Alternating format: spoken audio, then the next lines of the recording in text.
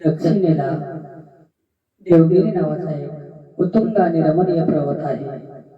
त्या रमणीय पर्वताजवळच भारद्वाज कुळामध्ये एक ब्राह्मण जन्माला आलेला आहे. तो ब्राह्मण विद्वान आहे, गुणवान आहे. तो शिवपारायण आहे मायबापूर्ण. त्या ब्राह्मणाचं नाव आहे सुधर्मा. हा सुधर्मा ब्राह्मण नेहमी सत्कर्म करणारा, येणाऱ्या जाणाऱ्या अतिथींचा आदर करणारा, भगवंताची सेवा करणारा असा विद्वान, गुणवान, धनवान ब्राह्मण आहे. त्याची एक पत्नी आहे, पतिव्रता आणि साध्वी पत्नी आहे. तिचे नाव सुदेहा आहे. या सुधर्मा ब्राह्मणाचे विवाहाला अनेक वर्ष झाले, परंतु संतान नाही, पुत्र प्राप्ती नाही. म्हणून ती सुदेहा मात्र मनामध्ये चिंतित असायची. मनामध्ये नेहमीच दुःख असायचं. का? कारण पुत्र नाही. गृहस्थी आश्रमामध्ये पुत्र असणं खूप गरजेचं मानलं जातं. कारण येणारे जाणारे पाहुणे, मित्र, नातेवाईक सगळेच त्यांना नाव ठेवतात. पुत्रिक आहे, निसंतान आहे, यांना संतान नाही असं बोलतात आणि ते शब्द मात्र त्यांच्या काळजाला लागतात. म्हणून ती सुदेहा मात्र नेहमी दुःखी असायची आणि सुधर्माला प्रार्थना करायची, पुन्हा स्वामी आपल्याला एखादा पुत्र व्हावा, संतती व्हावी, यासाठी काहीतरी उपाय करा, यासाठी एखादा अनुष्ठान करा, भगवंताला प्रार्थना करा.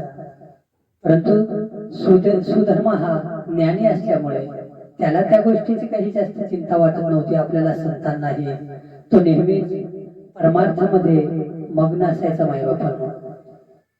आणि हा सुधर्मा ब्राह्मण सुदेहाला समजावून सांगतात की सुदेहा, आपल्याला पुत्र नाही याची चिंता करू नको, कारण जे नशिबात आहे तेच होत असतं. म्हणून आपल्या हातात चिंता करणं नाही. आणि एरवी चिंता केल्याने तरी काय होतं?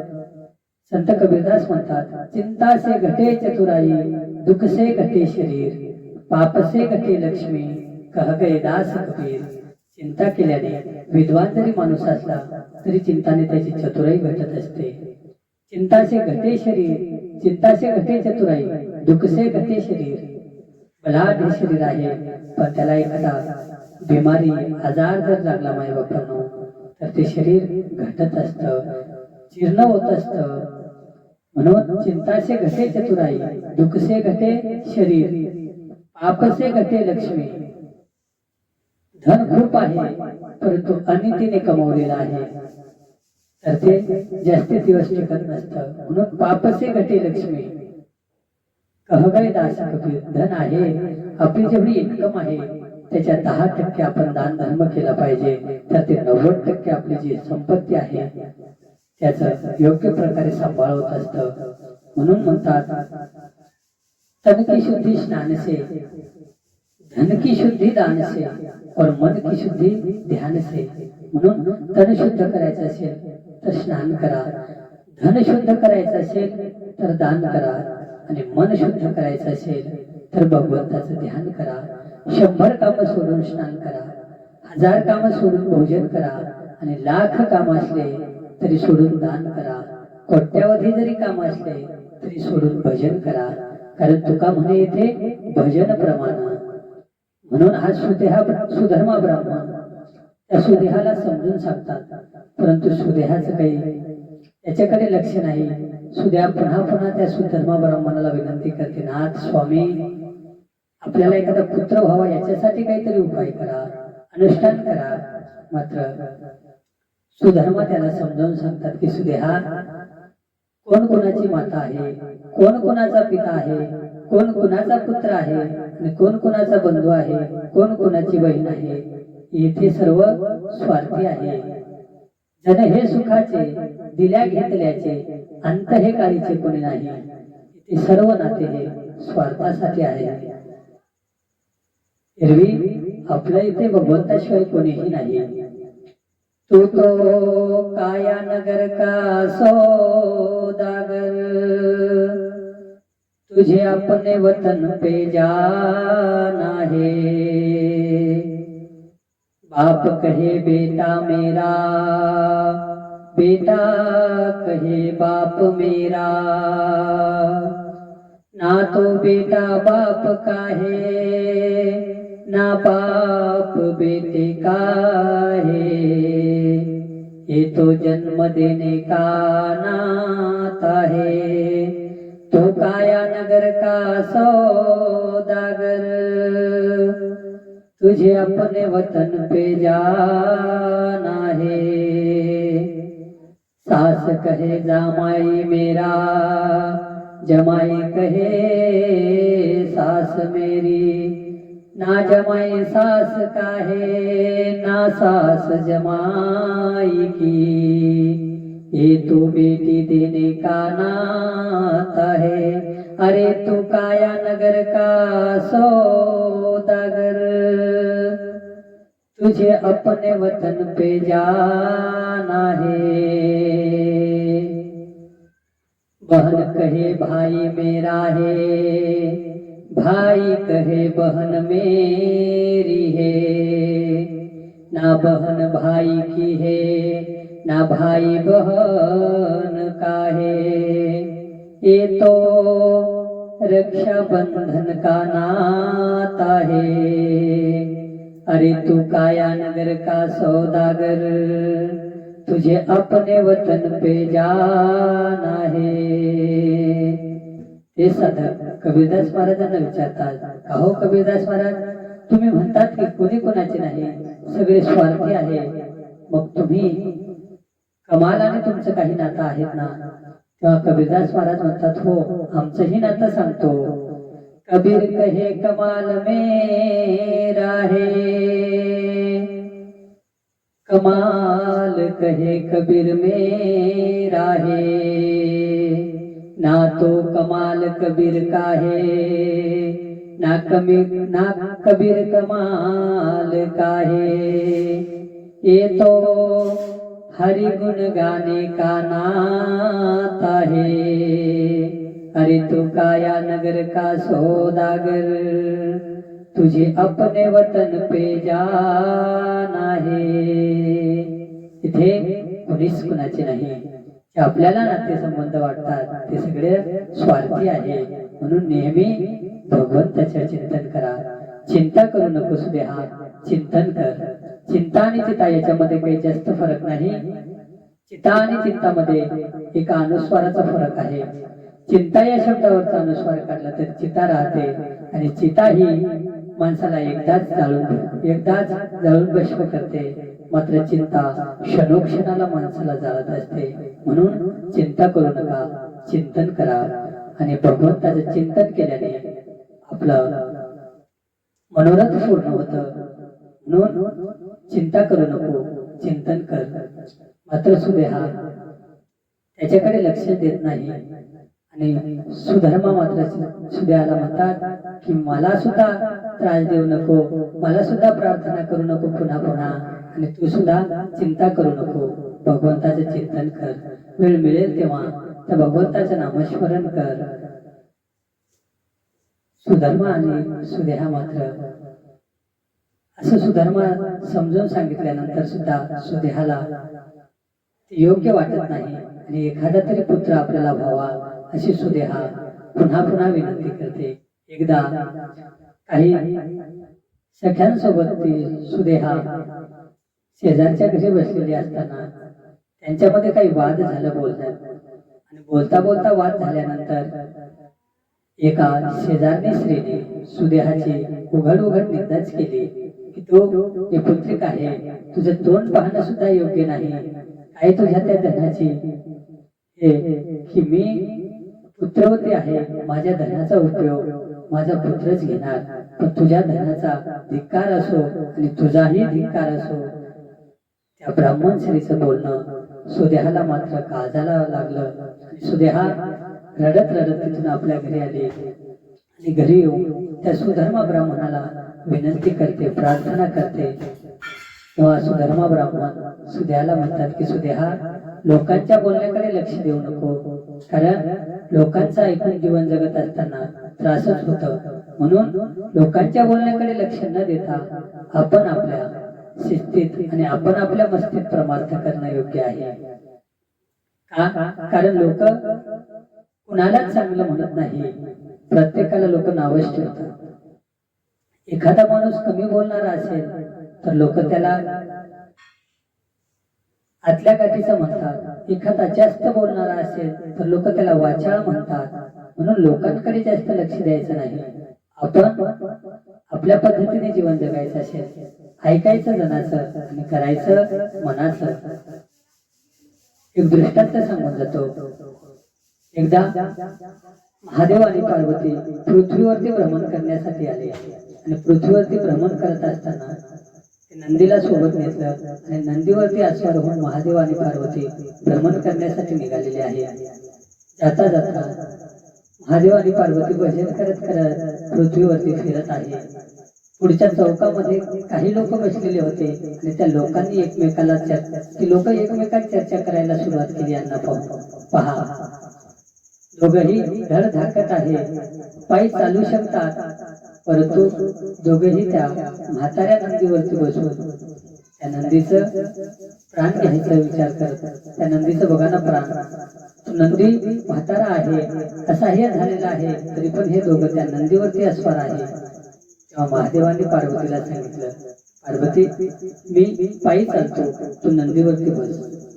तेव्हा पार्वतीने सांगितलं, स्वामी नाथ, तुम्ही पायी चालत असताना मी नंदीवर बसणं योग्य नाही. मी पायी चालते, तुम्ही नंदीवर बसा. पार्वती माता पायी चालत आहे, महादेव मात्र नंदीवरती आहे. जाता जाता पुढच्या चौकामध्ये गेले, तिथेही काही लोक बसलेलेच होते. ते यांचं हे दृश्य पाहून एकमेकांना म्हणायला लागले, पहा, स्वतःची पत्नी पायी चालत आहे आणि हा माणूस नंदीवरती अस्वार आहे, नंदीवरती बसून जात आहे. पहा ना, काही वाटत नाही का स्वतःला? तेव्हा ती चर्चा एकमेकांची ऐकून महादेव नंदीला म्हणाले, नंदी, महादेव पार्वतीला म्हणाले, पार्वती तू नंदीवरती बस, मी पायी चालतो. ठीक आहे असं म्हणून पार्वती माता नंदीवर अस्वार झाल्या आणि महादेव पायी चालत आहे. जात असताना रस्त्यावरून काही स्त्रिया जात होते आणि त्यांनी हे दृश्य बघितलं. त्या एकमेकांना म्हणायला लागले, बघा, काही घोर कलियुग आलेला आहे. या कलियुगामध्ये काही दृश्य पाहायला मिळत आहे. बघा, त्या पती हा परमेश्वर आहे, तो पायी चालत आहे, ही स्त्री नंदीवरती बसून जात आहे. तेव्हा महादेवाने पार्वतीला सांगितलं की पार्वती, तू पण नंदीवर बसू नको आणि मी पण बसणार नाही, आपण दोघेही पायी चालू. तेव्हा ते दोघेही नंदीवरून उतरले आणि पायी चालायला लागले. नंदी सोबतच आहे. जाता जाता पुढच्या चौकामध्ये पुन्हा काही लोक दिसले आणि त्या लोकांनी विचार केला आणि एकमेकांना चर्चा करत आहे, पहा, गाडी कशासाठी असते? प्रवास करण्यासाठी, बसून जाण्यासाठी. प्रवास सुखाचा व्हावा म्हणून आपण गाडीचा उपयोग करतो. आणि हे बघा, लोक सोबत नंदी आहे तरी पण हे पायी जात आहे. महादेवाने सांगितले, पार्वती, हे जगाचं असंच आहे, हे पायीही चालू देत नाही आणि घोड्यावरही बसू देत नाही. म्हणून कधीच लोकांचा विचार करत जाऊ नका. परमार्थामध्ये परमार्थ करत असताना आपण आपल्या शिस्तीत आणि आपण आपल्या मस्तीत परमार्थ करा, परमार्थ यशस्वी ठरत असतो. लोकांचा विचार करून कधीच परमार्थ कधीला जात नाही. म्हणून सुदेहाला सुधर्म समजावून सांगतात, परंतु सुदेहा काही ऐकत नाही. त्या सुधर्माला सांगितलं की तुम्ही महादेवाला प्रार्थना करा, विनंती करा, एखादा अनुष्ठान करा, काहीतरी उपाय करा, परंतु आपल्याला पुत्र झालं पाहिजे असं काहीतरी करा. तेव्हा त्या सुधर्माने 2 फुलं हातात घेतले आणि महादेवाला प्रार्थना करून ते दोन्ही फुलं त्या देवासमोर टाकले माई बाप्पांना आणि सुदेहाला सांगितलं की सुदेहा, दोन्ही फुलं मी इथे टाकलेले आहे आणि मी असं मनामध्ये विचार केलेला आहे की याच्यातला एक फुल हा पुत्र देणारा आहे आणि दुसरा फुल हा आपल्या नशिबात संतती नाही हे दर्शवणारा आहे. म्हणून तू दोन्हीतून एक फुल उचल, म्हणजे आपल्या नशिबात काय आहे हे तरी आपल्याला कळेल. त्या सुधर्माने ज्या त्या दिव्याच्या उजव्या बाजूला फुल पडलेला होता ते पुत्र देणारा फुल असं मनात धरलेलं होतं, आणि डाव्या बाजूला जे फुल होतं ते आपल्या नशिबात संतती नाही हे सांगणारा फुल होता. सुदेहाने महादेवाला प्रार्थना केली, महादेवाचं दर्शन घेतलं, त्या दिव्याचं दर्शन घेतलं, आणि त्या दिव्याच्या डाव्या बाजूचा जे फुल होतं तेच फुल उचललं. तेव्हा त्या सुधर्माने सांगितलं, सुदेहा, जे नशिबात आहे तेच होत असतं. मी या दिव्याच्या उजव्या बाजूचं जे फुल आहे ते संतती देणारा फुल होतं, आणि डाव्या बाजूचा फुल हा आपल्या नशिबात पुत्र नाही हे सांगणारा फुल होता, आणि तू योगायोगाने तोच फुल उचललेला आहे. तेव्हा त्या सुदेहाने त्या सुधर्मा ब्राह्मणाचे पाय धरले आणि त्याला विनंती केली, स्वामी, मला पुत्र होत नाही हे मला मान्य आहे, परंतु तुम्ही दुसरा हा विवाह करा, आणि त्या दुसरा विवाह केल्यानंतर आपल्याला पुत्र होईल. तेव्हा त्या सुधर्माने सांगितलं, सुदेहा, असं कुविचार करू नकोस, आपल्याला संतती नाही हे योग्यच आहे का, तर आपल्याला पूर्ण वेळ हा परमार्थ करण्यासाठी भगवंताने दिलेला आहे, म्हणून परमार्थामध्ये लक्ष लाव. परंतु त्याचं परमार्थामध्ये लक्ष लागत नाही. त्याने त्याला समजवण्याचा पुष्कळ प्रयत्न केला, परंतु ती सुदेहा समजत नाही. आणि आपल्या धाकट्या बहिणीला बोलवून घेतलं, आणि त्या धाकट्या बहिणीला बोलवून त्याने त्याला हे सगळं घडलेला वृत्तांत सांगितला. त्याला सुधर्मासोबत विवाह करण्यासाठी त्याचं मन वळवलं, आणि सुधर्माला प्रार्थना केली की, स्वामी, ही माझी लहान बहीण आहे ग्रीष्मा, ग्रीष्माशी तुम्ही विवाह करा, आणि ती ग्रीष्मा सुद्धा तुमच्याशी विवाह करायला तयार आहे. तेव्हा त्या सुधर्मा ब्राह्मणाने सांगितलं, सुदेहा, दुसरा विवाह करणं योग्य नाही, आणि केल्यानंतर सुद्धा जर का त्याला पुत्र झाला तर तूच त्याच्यावरती जळणार, तूच त्याच्यावरती ईर्ष्या करणार, त्याचा द्वेष करणार, आणि पुन्हा आपल्या परिवारामध्ये कलह निर्माण होणार. त्याच्यापेक्षा जे आहे त्या परिस्थितीमध्ये आपण योग्य प्रकारे परमार्थ करू. परंतु सुदेहाने पुन्हा पुन्हा प्रार्थना केली, सुदेहा ऐकतच नाही. हे पाहून त्या सुधर्मा ब्राह्मणाने ग्रीष्मेशी विवाह केला, आणि ग्रीष्मेशी विवाह केल्यानंतर सुदेहाला समजावून सांगितलं की, सुदेहा, ही तुझी लहान बहीण आहे, तिची योग्य प्रकारे काळजी घे, त्याला काय हवं नको सगळ्या गोष्टीची तू काळजी घे. तेव्हा त्या सुधर्माने असं सांगितल्यानंतर सुदेहा सुद्धा आता ग्रीष्मेशी योग्य काळजी घेत आहे, त्याला काय हवं नको त्या प्रत्येक गोष्टी ती पुरवत आहे. ग्रीष्मा सुद्धा सुदेहाचा आदर करते, योग्य त्याची काळजी घेते, आणि परमार्थ करते. मायबापांनो, भक्तिभावाने महादेवाची सेवा करते, नित्य नेमाने दररोज न चुकता भक्तीने भावाने 101 शिवलिंग, पार्थिव शिवलिंग तयार करायची, आणि त्याचे षोडशोपचारे पूजा करायची. पूजा झाल्यानंतर पुन्हा ते विसर्जन करायचे. अशा प्रकारे दररोज नित्य नेमाने ती महादेवाची सेवा करायची. आणि नित्य नेम नामी ते प्राणी दुर्लभ, लक्ष्मी वल्लभ तयाजवळी. नित्य नेमाने आपण कोणतंही कार्य केलं तर ते फळच देणारं होत ठरतं. म्हणून अनेक दिवस लोटले. या ग्रीष्मेकडून 1,00,000 शिवलिंगाची पूजा घडली माईबापांनो. आणि त्या पूजेच्या पुण्य प्रभावामुळे त्याला एक गुणवान विद्वान मुलगा जन्माला आला. आणि ते गुणवान विद्वान पुत्र जन्मल्यामुळे सुधर्माला सुद्धा आनंद झालेला आहे.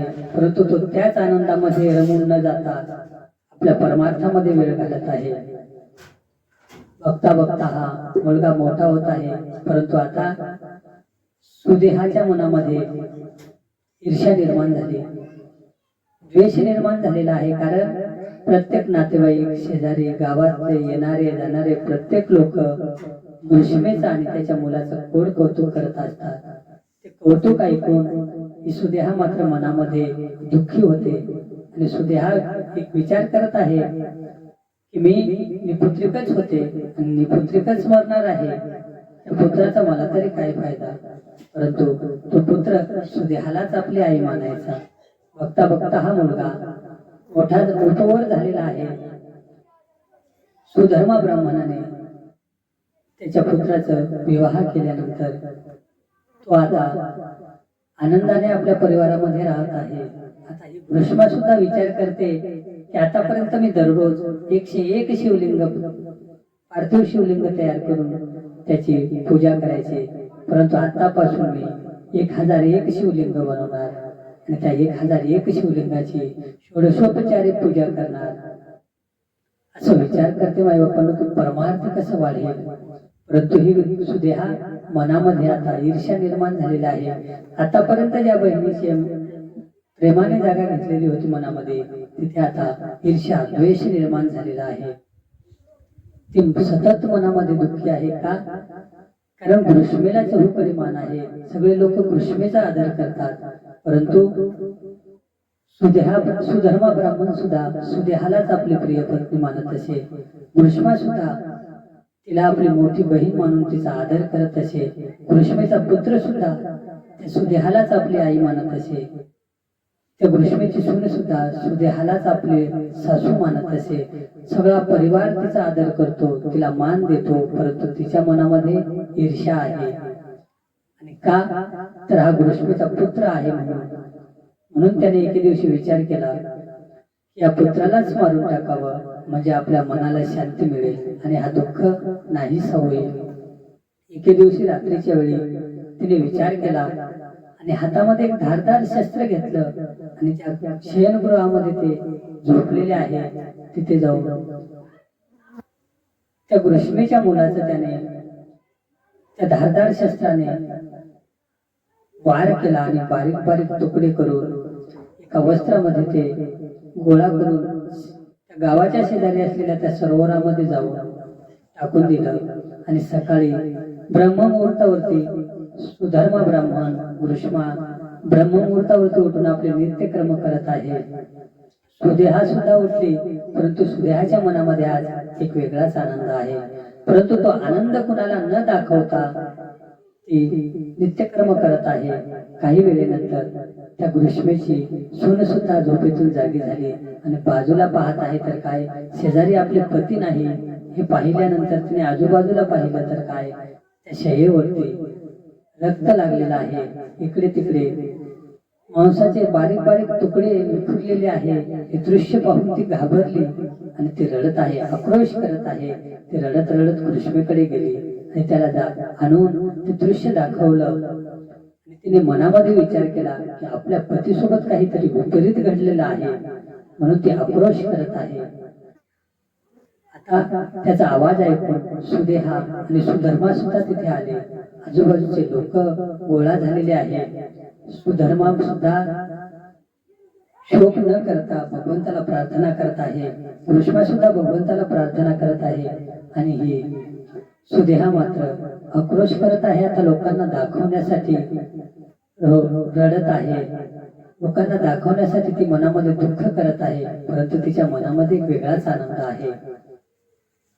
घृष्मेने आपल्या सुनेला समजवलं, त्याची सांत्वना केली आणि त्याला सांगितलं की काळजी करू नकोस, चिंता करू नकोस. कारण देवाधिदेव महादेव आपल्या सोबत असताना आपण चिंता करणं योग्य नाही. आपण त्याचं चिंतन करणं गरजेचं आहे. त्याने त्याचं सांत्वन केलं, तिला शांत केलं आणि आपल्या नित्य नेमाच्या शिवपूजेमध्ये खंड पडू नये म्हणून तिने पुन्हा शिवलिंग तयार करायला सुरुवात केली. 101 शिवलिंग बनवून त्याची षोडशोपचारी पूजा केली. संध्याकाळी पुन्हा विसर्जन करण्यासाठी त्याच सरोवरामध्ये घृष्मा गेली. तिथे दररोज ती शिवलिंग विसर्जन करायची आणि त्याच सरोवरामध्ये त्याच्या मुलाचे देहाचे तुकडे तुकडे करून तिथे विसर्जन केलेले होते माई बापांनो सुदेहाने. घृष्मा मात्र भक्तिभावाने महादेवाची सेवा करत आहे. मुलगा मेलेला आहे हे ऐकून सुद्धा त्याला जास्त दुःख झालेलं नाही. कारण जे होत असतं ते भगवंताची मर्जी म्हणून भगवंताची षोडशोपचारी पूजा करत आहे. विसर्जन करण्यासाठी ते शिवलिंग घेऊन ती त्या सरोवराजवळ गेली. अलगद त्या सरोवरामध्ये भगवंताचं नामस्मरण करत ते शिवलिंग विसर्जन करत आहे. 101 शिवलिंग विसर्जन झाल्यानंतर ती घृष्मा आपल्या घराकडे वळाली नाही बापूंनो आणि पाहते तर काय, त्या सरोवराच्या काठावरती आपला मुलगा जिवंत उभा आहे. हे पाहून त्याला आनंद तर झाला, पण जास्त आनंद नाही आणि जास्त दुःखही नाही. का? कारण मुलगा मेलेला होता हे ऐकून सुद्धा त्याला जास्त दुःख झालं नव्हतं, आणि आता तो जिवंत आपल्या समोर उभा आहे हे पाहून सुद्धा त्याला जास्त आनंद नाही. आणि खऱ्या साधकाची हीच अवस्था असते. सुख आलं म्हणून ते जास्त आनंद मानत नसतात, आणि दुःख आलं म्हणून ते जास्त शोक करत नसतात. तर ते प्रत्येक क्षण प्रत्येक दिवस हा सारखाच आहे, आणि त्या प्रत्येक क्षणामध्ये ते भगवंताचंच नामस्मरण करत असतात. तेव्हा त्या मुलाने त्या गोष्टीचं दर्शन घेतलं आणि त्याला सांगितलं, आई, आज तुझ्या पुण्याईमुळे आणि महादेवाच्या कृपेने मी जिवंत परत आलो आहे. त्या गोष्टीने सांगितले, बाळा, ही प्रभू परमात्म्याची कृपा आहे, त्या भोलेनाथांची कृपा आहे.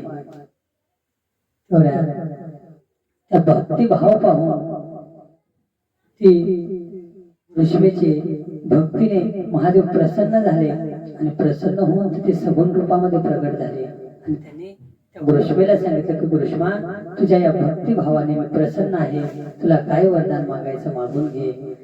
आणि तुझ्यासोबत तुझ्यावरती अपकार करणाऱ्या तुझ्या मोठ्या बहीण, तुझी मोठी बहीण सुदेहाचा मी आताच त्रिशूळाने वध करतो. तेव्हा त्या गुरुष्मेने महादेवाला साष्टांग प्रणिपात केलं आणि महादेवाला प्रार्थना केली की प्रभू, सुदेहा ही माझी मोठी बहीण आहे, तिला तुम्ही क्षमा करा, तिचे अपराध पोटात घाला आणि तिला क्षमा करा. कारण तिने माझ्यावरती अपकार केलेला आहे, हे तिचं कर्तव्य आहे, हे तिचं कर्म आहे, परंतु तिच्यावरती सुद्धा उपकार करणे हे माझं कर्तव्य आहे. आणि प्रभू, तुमचे दर्शन घेतल्याने महापाप सुद्धा नाहीशी होतात, मग तुमच्या दर्शनाने सुदेहाचे प्राप्त नाहीशी होणार नाही का? म्हणून तुम्ही त्याला क्षमा करा. महादेवांनी सांगितले, वा, काही भक्त आहेच माझे, अपकार करणाऱ्यांवर सुद्धा उपकार करायचा विचार करत आहे, म्हणून मी तुझ्यावरती खूप प्रसन्न आहे, तुला काय वरदान मागायचं ते मागून घे. तेव्हा ऋषीने सांगितलं, प्रभू, तुम्ही इथे प्रगट झाला आहात आणि हे गुरुष्मा तुमचे सगुण रूपाचे दर्शन घेत आहे, हे सुदेहाचे उपकार आहे माझ्यावरती. कारण त्यांनी जर हे अपकार केलं नसतं तर तुम्ही इथे प्रगट झाले नसते. तुम्ही ते प्रगट झाले आहात तर इथेच एका ज्योतिर्लिंगाच्या स्वरूपात वास्तव्य करा आणि भक्तांचे उद्धार करत राहा. तेव्हा महादेवांनी सांगितले की गुरुष्मा, तुझ्या शिवालयामध्ये, तुझ्या या सरोवरामध्ये शिवलिंग दररोज नित्य नेमाने शिवलिंग विसर्जन करते. हे शिवलिंग विसर्जन करून करून हे सरोवर शिवालयात झाले आहे, म्हणून या सरोवराला शिवालय या नावाने लोक ओळखतील. तुझ्यासाठी मी इथे प्रगट झालो, म्हणून तुझ्या नावानेच मी इथे वास्तव्य करतो. म्हणून तिथे 12व्या ज्योतिर्लिंगाच्या रूपामध्ये देवाधिदेव महादेव घृष्मेश्वर या नावाने प्रगट झाले. माई बापांनो, अशी ही घृष्मेश्वराची कथा आहे.